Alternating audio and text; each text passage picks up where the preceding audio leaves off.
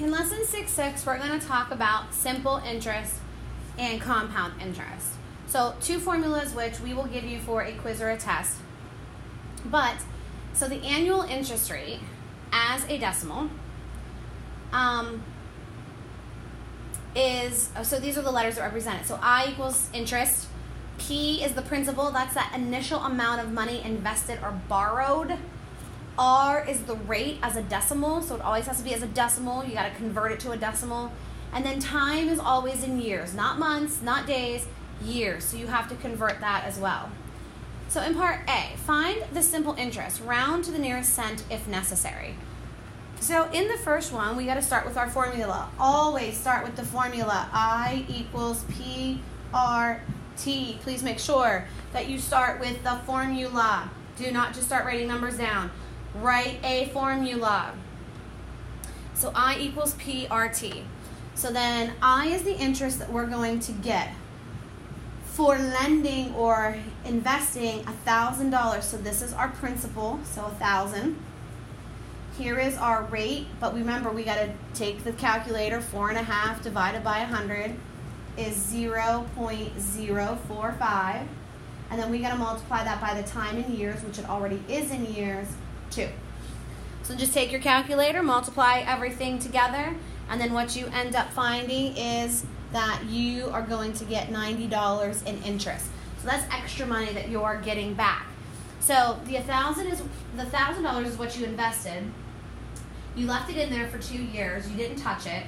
And then at the end of 2 years, you went back to the bank and you got $90 in addition to your $1,000. So you just made $90 off of that $1,000. All right, part B then says you have $30,750 at 5.75% for 42 months. Okay, so now this is in months, so we're going to have to remember to convert that to years. So let's think about that. 42 divided by 12, because there's 12 months in a year, and what you actually get is 3.5 years, so 3.5 years. You want to convert that to years. Same thing with the 5.75. Remember, take your calculator. Divide your percent by 100. You get 0.0575. Make sure you're converting these things. They have to be converted. So then we start with I equals PRT. We're looking for our interest. Our principal amount that we invested was $3,750 at 5.75%, which as a decimal is 0.0575 for 3.5 years, because we need that to be in years.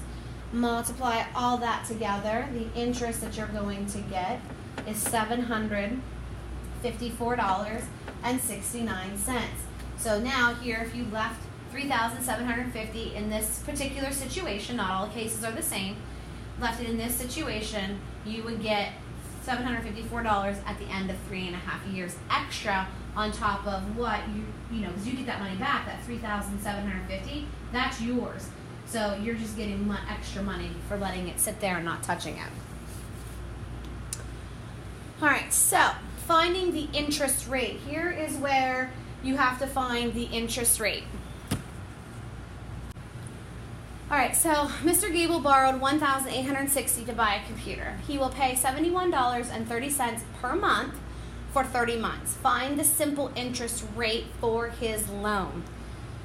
So here we don't know what the rate is. We need to figure out what that amount is. Okay, well, we can do that.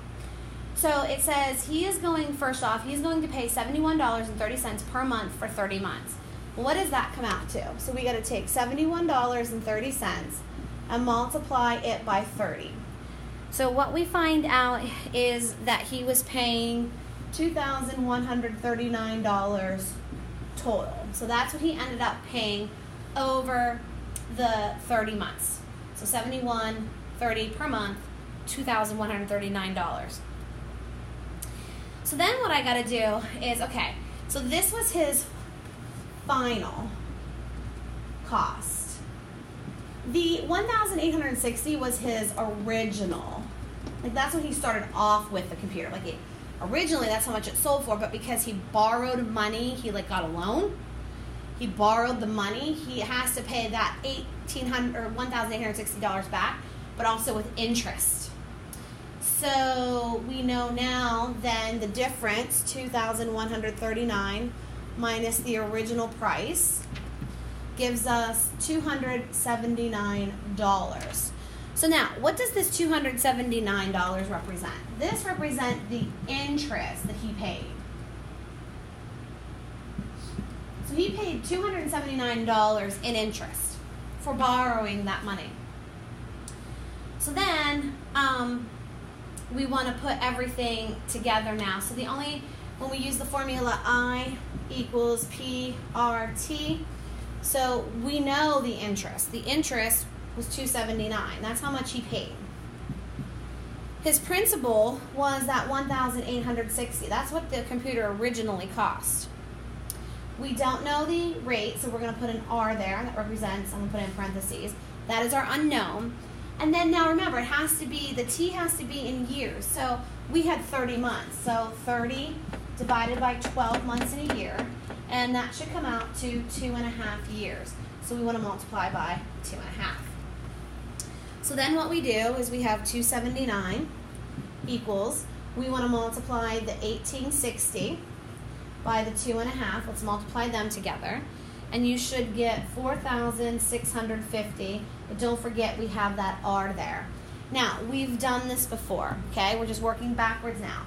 If I multiply some number by 4,650, and that gives me 279, how do I work it backwards? Well, instead of multiplying the unknown number by 4,650, we divide by 4,650. Divide by 4,650.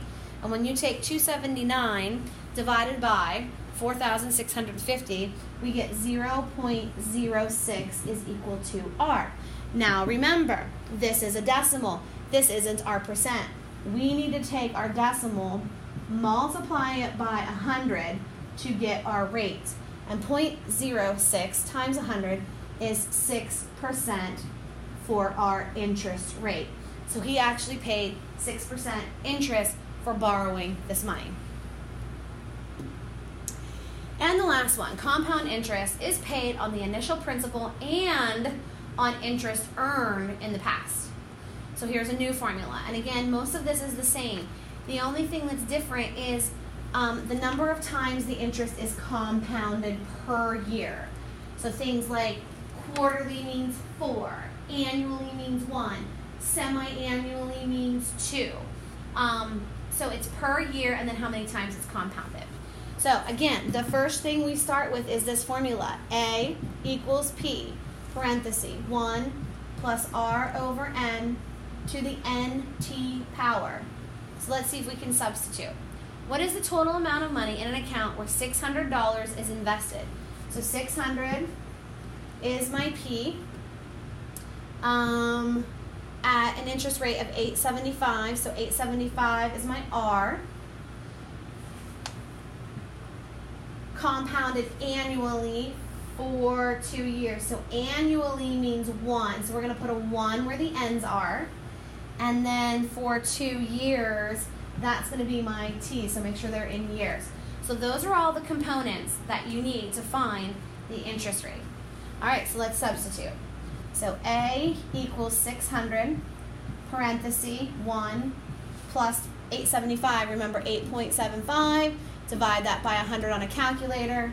You should get 0.0875 over how many times are you compounding it? Annually means 1. So we're going to put a 1 here where the N is. And then over here we're going to take 1 times 2 to replace N with 1, T with 2. Now, ladies and gentlemen, we can just type this in to our calculator. So if you go to your calculator, and let's practice this together. So if you go to your calculator, get mine loaded here, sorry about that. Okay, so make sure everything's off of your calculator. And then we have, so 600, so type in 600, parenthesis, 1 plus, we need a fraction, alpha, y equals, number 1. So then we type in our fraction. Our numerator was 0.0875. So So 0.0875 over 1, arrow out, close the parenthesis, and then to the power of that caret key right under the clear, so the caret key to the power of 1 times 2. So we can type everything together, hit enter, and you get 709.59375. We are talking about money here, ladies and gentlemen, so make sure that you round appropriately. So $709.59 is what you would end up getting. So our annual interest would be $709.59.